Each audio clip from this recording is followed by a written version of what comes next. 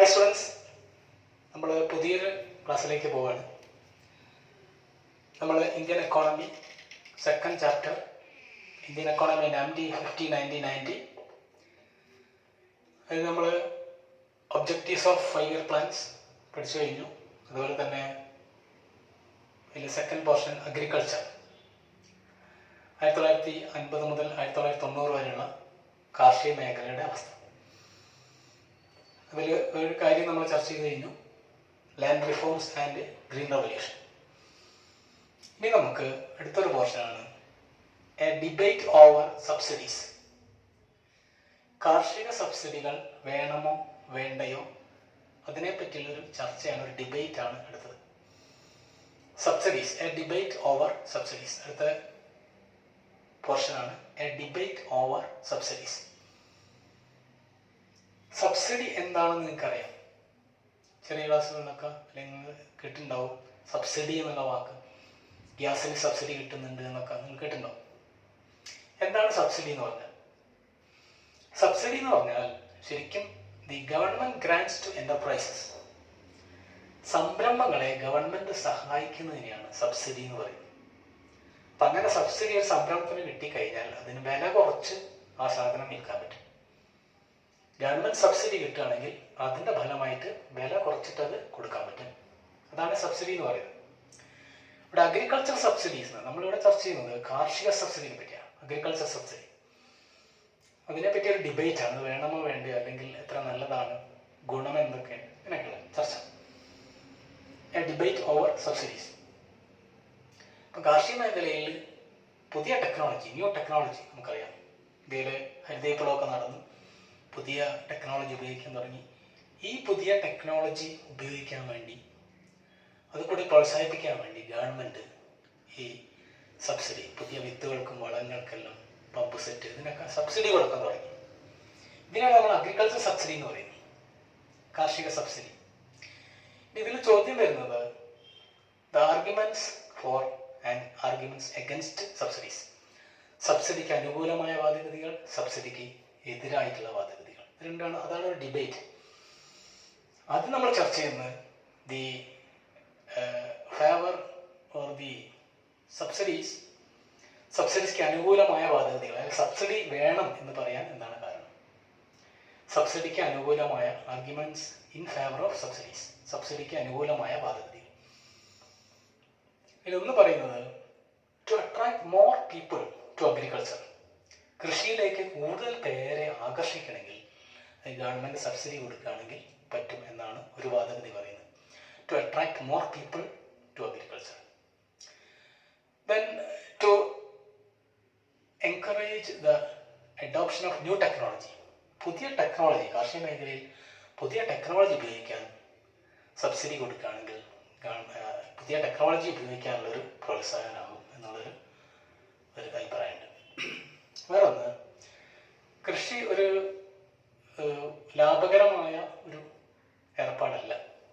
കൃഷി ഒരു non profit making ഇൻഡസ്ട്രിയാണ്, അല്ലെങ്കിൽ ഒരു എന്താ പറയുക, ലാഭകരമല്ല. ശരിക്കും ഇന്ത്യൻ കൃഷി പറയുകയാണെങ്കിൽ അത്ര ലാഭകരമല്ല. അപ്പം ഇങ്ങനെ ലാഭകരമല്ലാത്തൊരു അവസ്ഥയ്ക്ക് സബ്സിഡി കൊടുക്കുകയാണെങ്കിൽ നല്ലതാണ് എന്നൊരു വാദഗതി പറയുന്നു. Agriculture being A non profit making process, അപ്പം ഒരു ലാഭകരമല്ലാത്തത് കൊണ്ട് സബ്സിഡി കൊടുക്കുകയാണെങ്കിൽ നല്ലതാണെന്ന് പറയുന്നു. വേറൊന്ന്, പാവപ്പെട്ട കർഷകരെ സഹായിക്കാൻ, ടു ഹെൽപ്പ് പുവർ പെസൻസ്. പാവപ്പെട്ട കർഷകരെ സഹായിക്കാൻ ഈ സബ്സിഡി കൊടുക്കുന്നതുകൊണ്ട് പറ്റും എന്നുള്ളതാണ് ഒരു വാദഗതി. വേറൊന്ന്, to reduce the inequality among rich and poor farmers. സമ്പന്ന കർഷകരും സമ്പന്നരല്ലാത്ത കർഷകരും തമ്മിലുള്ള വിടവ് നികത്താൻ, ആ വ്യത്യാസം, ഇനീക്വാളിറ്റി, അസമത്വം കുറയ്ക്കാൻ സബ്സിഡി കൊടുക്കുന്നതുകൊണ്ട് പറ്റും എന്നാണ് ഒരു വാദഗതി പറയുന്നത്. പിന്നെ ഈ കാലാവസ്ഥകൾ കൊണ്ടൊക്കെ കൃഷിയിൽ നാശം ഉണ്ടാവും. അപ്പം അങ്ങനെയുള്ള സമയത്തൊക്കെ സബ്സിഡി കിട്ടുകയാണെങ്കിൽ നല്ലതാണ് എന്നുള്ളൊരു വാദഗതി ഉണ്ട്. അതുപോലെ തന്നെ കൃഷി പ്രോത്സാഹിപ്പിക്കാം, ടു സ്പ്രെഡ് അഗ്രികൾച്ചർ. ഇന്ത്യയിൽ കൃഷിയിൽ പ്രോത്സാഹിപ്പിക്കുക എന്ന നിലയ്ക്കും കാർഷിക സബ്സിഡിയെ നമുക്ക് പ്രോത്സാഹിപ്പിക്കാവുന്നതാണ് എന്ന് പറയാം. ഇത്രയൊക്കെയാണ് സബ്സിഡിക്ക് അനുകൂലമായ വാദഗതികൾ. പ്രത്യേകിച്ചും പുതിയ ടെക്നോളജി ഉപയോഗിക്കാൻ കാർഷിക സബ്സിഡി ഹെൽപ്പ് ചെയ്യും എന്നുള്ളതാണ്. പുതിയ ടെക്നോളജി ഉപയോഗിക്കാനും പുതിയ കാർഷിക രീതികൾ ഉപയോഗിക്കാനും കൃഷിയെ പ്രോത്സാഹിപ്പിക്കാനും അഗ്രികൾച്ചർ സബ്സിഡി നല്ലതാണെന്ന് പറയുന്നു. ഇനി ഇതിൻ്റെ സബ്സിഡിക്ക് എതിരായ വാദഗതികളാണ്. ആർഗ്യുമെന്റ് എഗൻസ്റ്റ് സബ്സിഡീസ്, സബ്സിഡിക്ക് എതിരായ വാദഗതികൾ. അതിലൊന്ന് പറയുന്നത്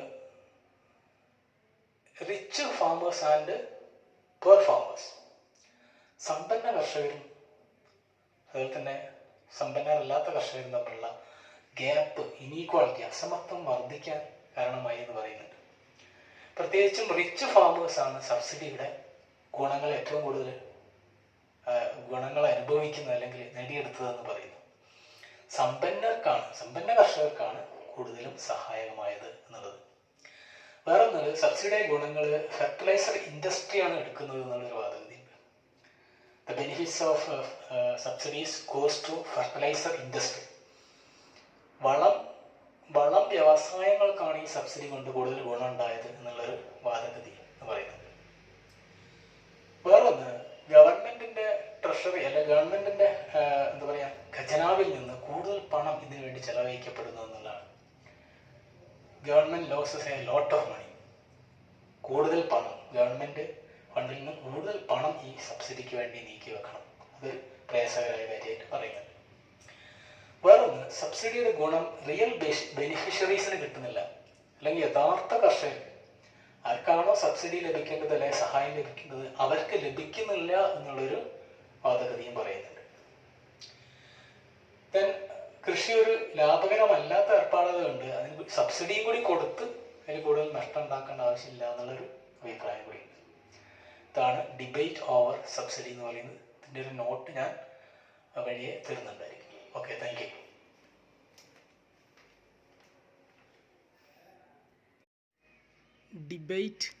The debate over subsidies.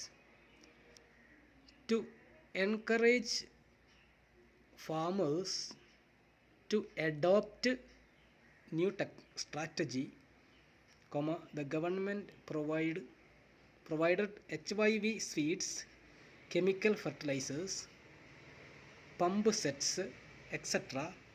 at subsidized rates. Supporting arguments. Subsidy വേണം എന്നുള്ള വാദഗതി.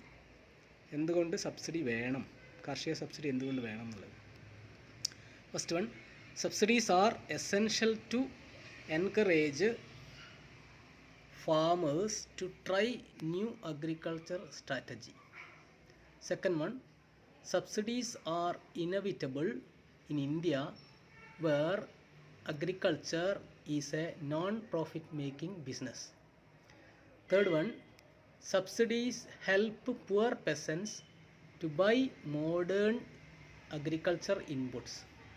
Then fourth one, subsidy reduce the inequality between the rich and poor farmers.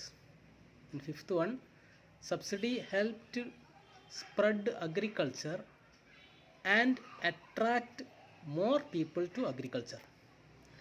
Then argument against, സബ്സിഡിക്ക് എതിരായ വാദഗതികൾ, കാർഷിക സബ്സിഡിക്ക് എതിരായ വാദഗതികൾ.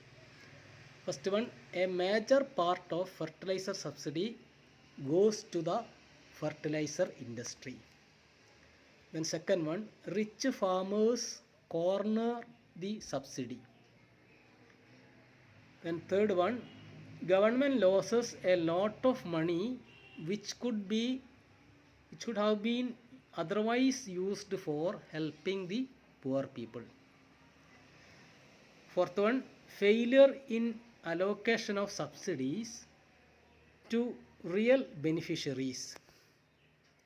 Then fifth one, giving subsidy when agriculture becomes unprofitable is not suitable. It should not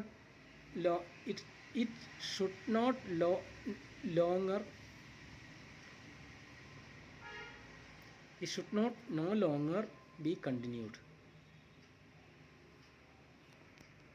Okay, thank you.